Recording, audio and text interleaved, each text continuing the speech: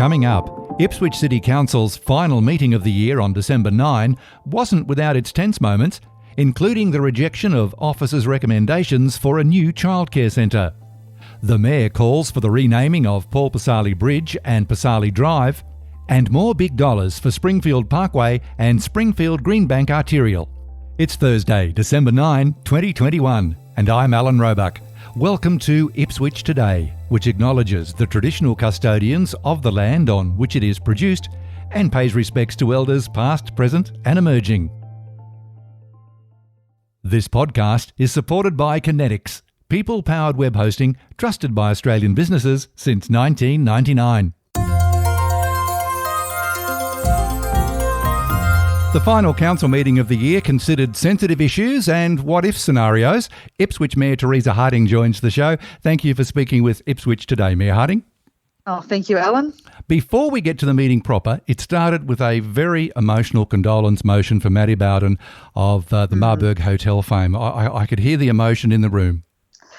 Yeah, it was, and I think Councillor Russell Milligan did a really good condolence motion. But you know, he is the heart and soul, the Bowden family are, of the Marburg pub and the community there. And at only 42, and he has a little 5-year-old daughter, it was just heartbreaking. You also began the meeting with a mayoral minute calling for the renaming of Paul Pisasale Bridge and Pisasale Drive. Do you think the majority of the community is on side with that? Look, we've looked at it for two reasons. One is we get asked constantly, we councillors, about when is it changing. It was also a pre-election commitment for most of the councillors as well. So we felt very important that we are an accountable council. And if we said we're going to do something before the election, it was really important for us to do that. So interestingly enough, the vote actually fell basically how people committed to before the election. And that was, I guess, 6-3 to change the names. When Pisasale Drive was named, it was promoted at the time as being named after Paul Pisasale's parents. Does that make any difference to your deliberations?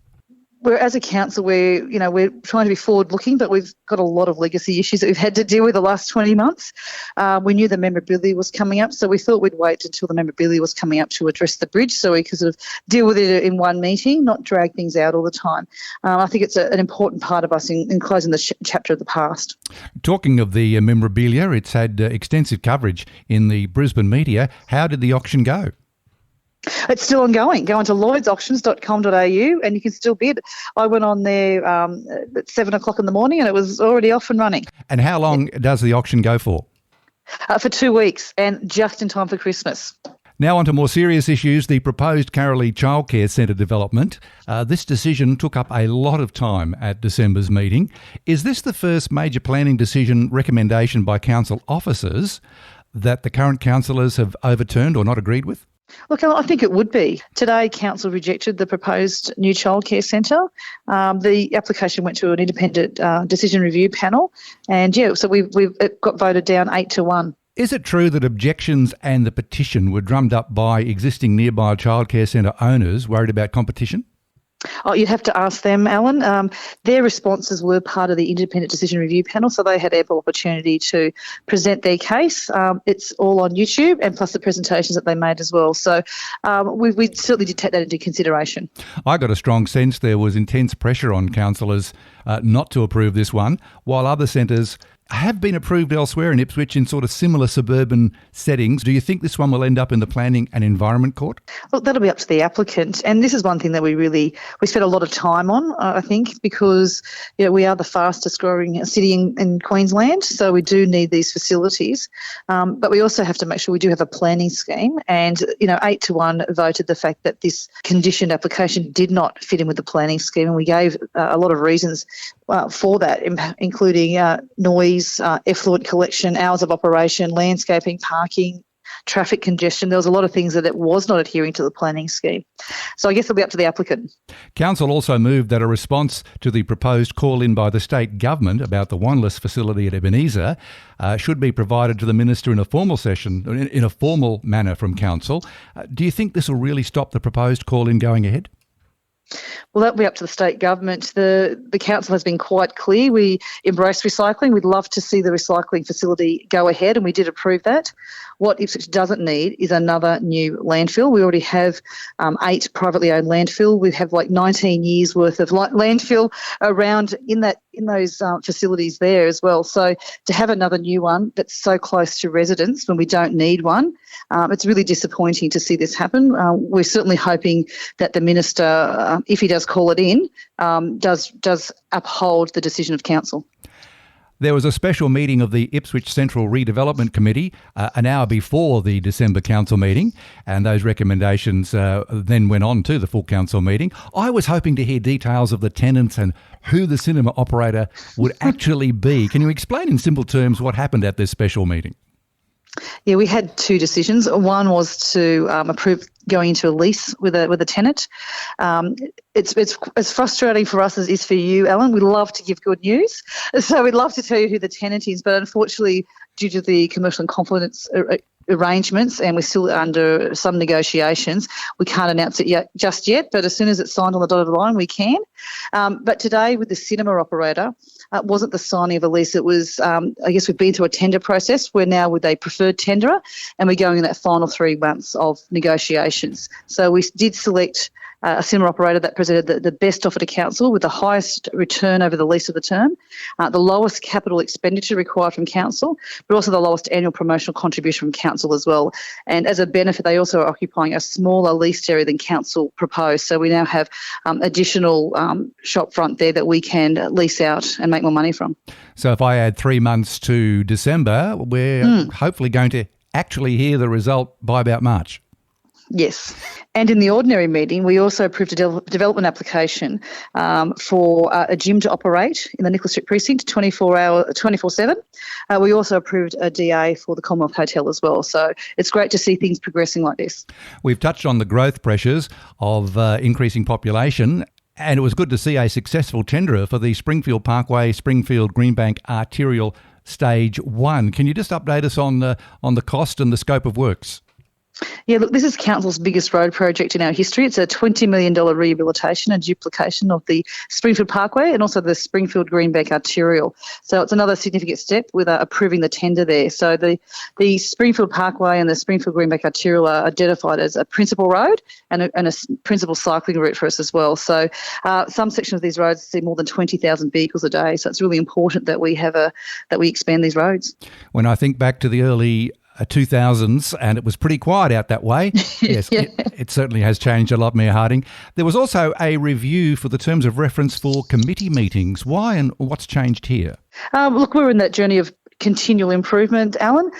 So we make sure that each year that we review our terms of reference for each of our committees.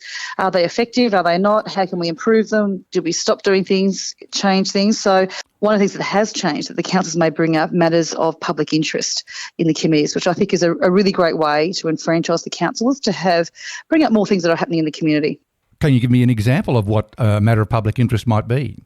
Look, it could be somebody wanting to talk about an event that's happening or an achievement from a local school or a community group, or even just to raise a matter that, the public have asked to have raised. So it's just another avenue to enfranchise the councils and the community. All council meetings usually start with the committee reports, and the Community Culture, Arts and Sport Committee was tabled at the council meeting, and in there was an item about councillors' discretionary funds, where you were one of 6 councillors who provided money to the Ipswich Ratepayers and Residents Association. Not a huge amount of money, $1,250 all up. Isn't this like making arrows for them to shoot back at you? This is the beauty of democracy. We've asked for the council to go through a proper grant evaluation process. Yeah, so the grants officers assessed the grant application, which was for a marquee and a display banner and things like that. So we thought that it was a good community event. I think it's really important that people do have political freedom, Alan. You just can't have people all thinking one way, and part of the beauty of our democracy is that we do have robust discussions, that we do have different views. I used to be in the army. My husband's still in the military. I have 2 children who are veterans. We were prepared to put our life on the line for freedoms in our country. So it's so very important that everyone has that freedom in our community. You wrapped up the meeting with a big statement about the year in review. What were the 2 major highlights for you? two major highlights. Well, obviously this year opening up the, Nicholas Street precinct more. So having the administration building, having the children's library is a massive one, but also supporting our community during COVID has also been really important for us as well, whether it's with community groups, sporting groups or business community. Our Buy Ipswich procurement policy has pumped another $54 million into the business community the last financial year. So it's been, I think, really important for us to stop, reflect on how we can serve our community as best we can.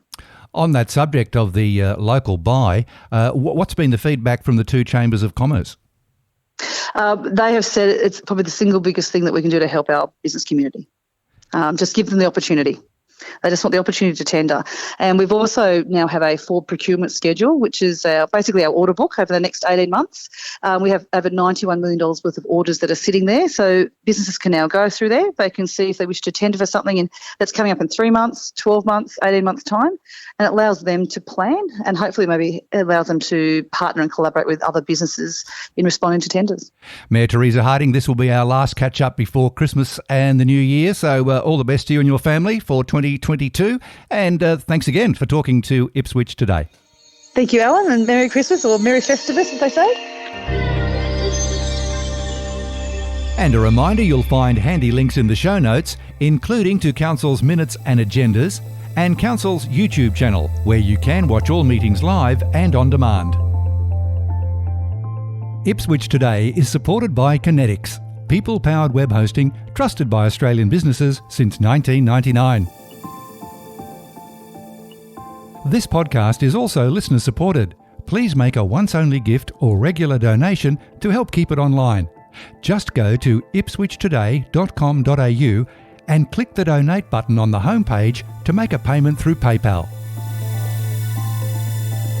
Follow and stream this podcast from your favourite app, including iHeartRadio and Amazon Music Podcasts, or play Ipswich Today from smart speakers. Music is supplied by Purple Planet Music. This is Alan Roebuck. Thank you for listening.